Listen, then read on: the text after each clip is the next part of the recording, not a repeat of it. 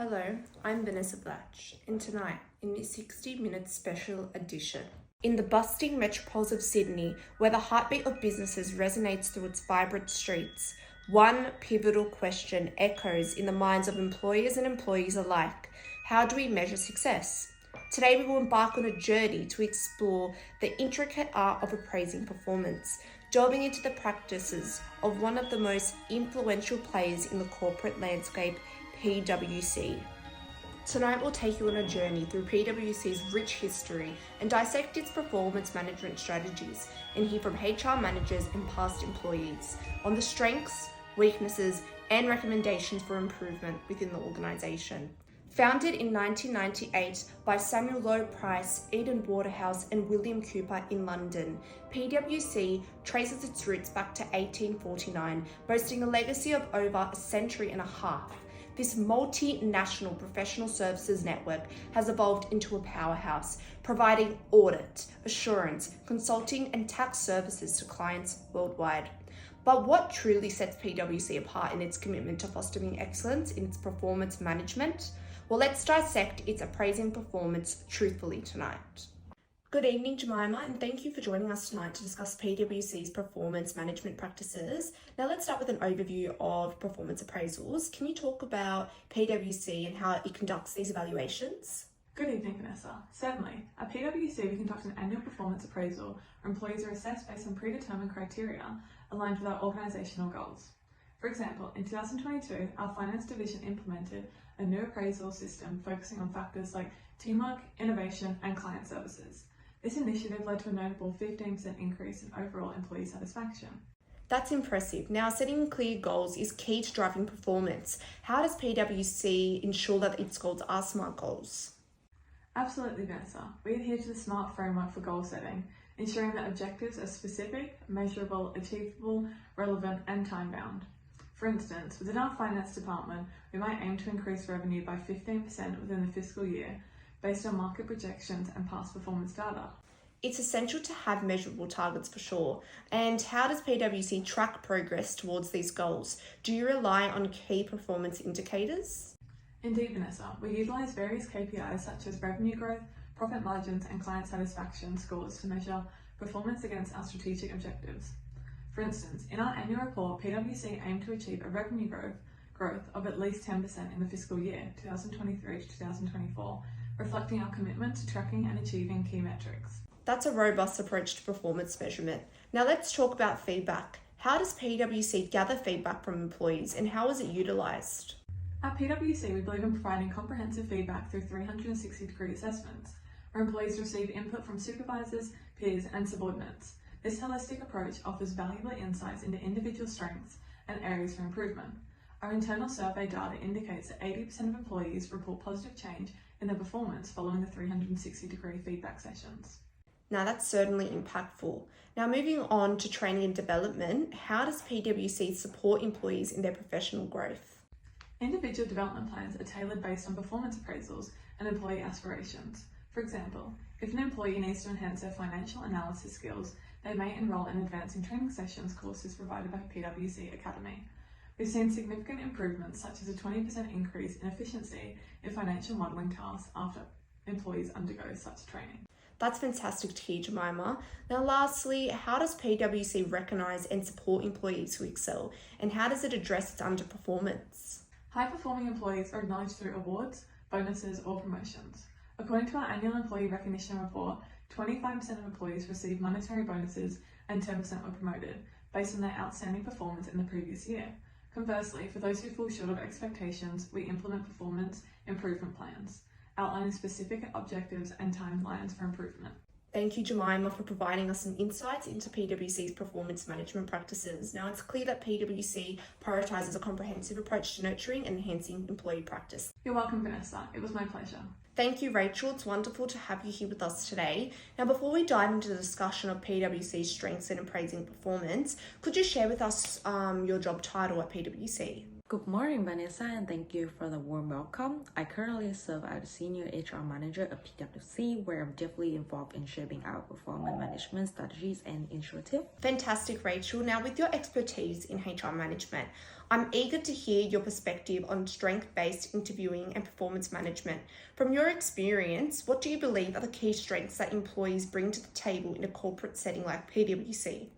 Vanessa, at PwC, we observe a myriad of strengths. Firstly, our performance management approach is aligned with our strategic goal. For instance, PwC financial objective to increase revenue by 15% directly aligned with our organizational missions of sustainable growth, ensuring that individual effort seamlessly with broader objective. Secondly, our comprehensive feedback mechanism, such as implementations of 360-degree feedback, have been immensely successful in fostering employee development. We witness tangible improvement in performance, such as report 20% increase in efficiency in financial modeling tasks following feedback sections. This mechanism not only enhance individual performance but also contribute to the overall success of our company. Absolutely, Rachel. It's clear that leveraging these strengths can have a significant impact on both individual and organization success. Now, moving on to our discussion on performance management, can you please explain to our audience how PwC aligns individual performance with the organization's strategic goals? Certainly, Vanessa.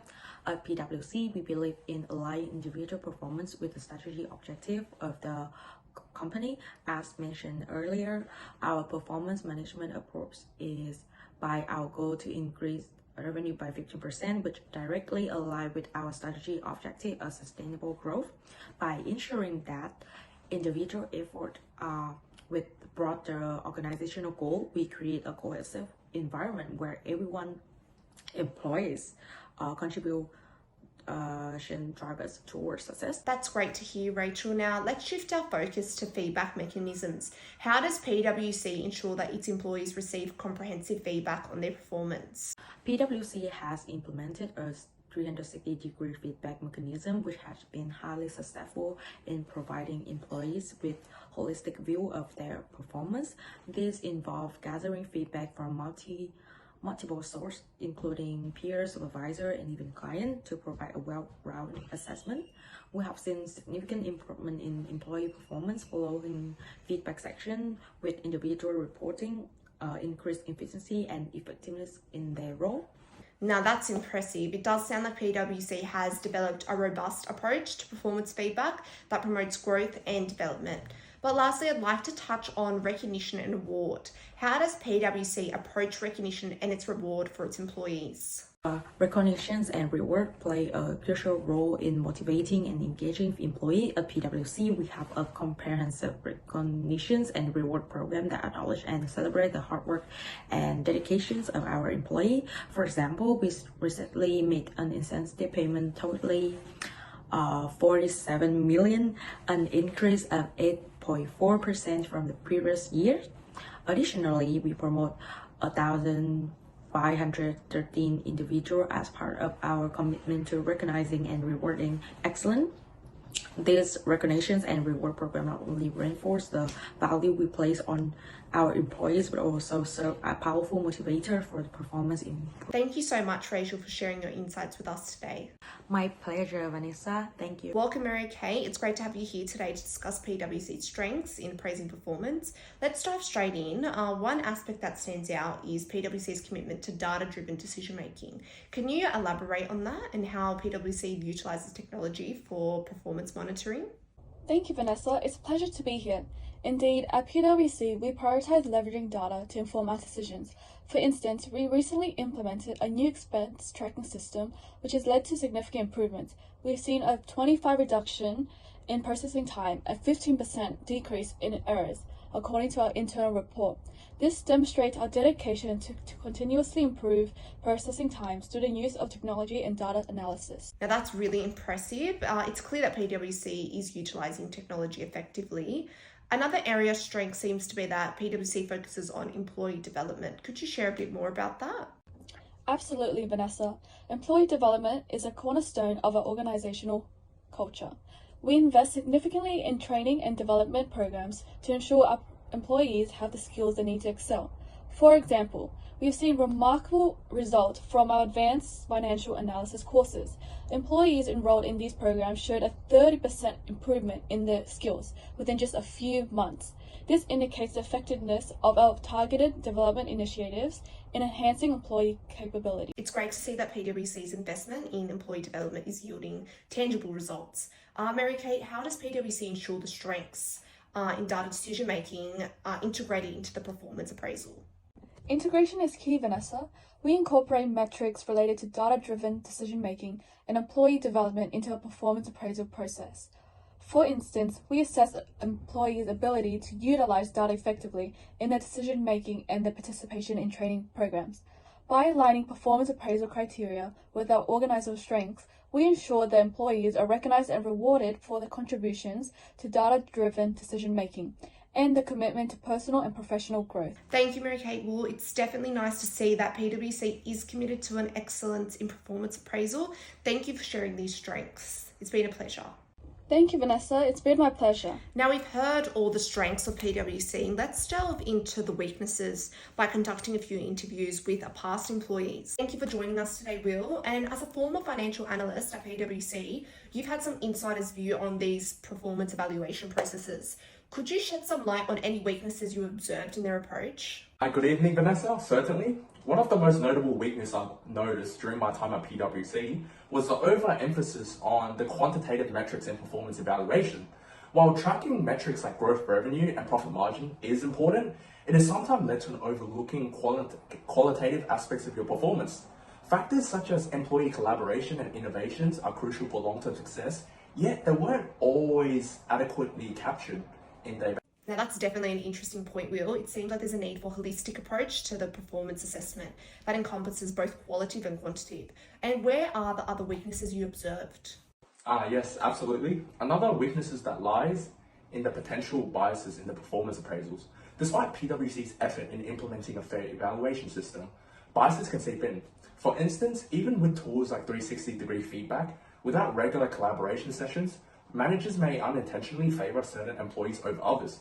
This can significantly impact the accuracy and fairness of the performance evaluation. Definitely biases indeed pose a challenge in any evaluation process. It's crucial to have mechanisms in place to mitigate them for sure. Could you elaborate on how these biases might have manifested in PwC's appraisal system? One common manifestation of biases is the timing of the performance evaluation. Without proper scheduling and collaborations, managers might be influenced by the recent events rather than evaluation performance over a long period of time. This can lead to inconsistencies and unfairness in how employees are assessed and rewarded. Yes, for sure, timing plays a significant role in ensuring the fairness in performance evaluations. Well, is there any other weaknesses apart from biases that you experienced during your time at PwC? Another area of concern is the lack of transparency in the evaluation process. Employees may not always understand the criteria used to assess the performance or how decisions regarding their career progressions are made. This lack of clarification can lead to dissatisfaction and demotivation among the workforce. Indeed, real transparency is indeed vital for fostering trust and engagement within an organisation. It's crucial for employees to understand the criteria and rationale behind performance evaluations. Well, thank you, Will, for sharing your insights into the weaknesses of PwC's performance evaluation processes. It's been enlightening to hear from someone with first-hand experience in the area. Thank you very much, Will. Welcome, Shez. Thank you for joining us. As a former threat and response manager at PwC, your insights into the company's performance appraisal system will be invaluable. So let's start by discussing one common criticism and the weaknesses: the limited focus on long-term strategic planning.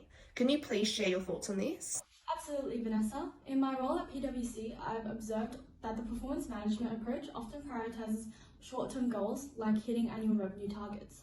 While important, this can lead to a neglect of long-term strategic planning, leaving the organisation vulnerable to unforeseen challenges and market shifts. That's a significant observation, Shez. Thank you. Now, let's dive into the issue of performance improvement plans. Some argue that they lack flexibility. How do you perceive this aspect? Yes, Vanessa. PIPs are intended to help employees improve their performance, but they often come with predefined objectives and timelines.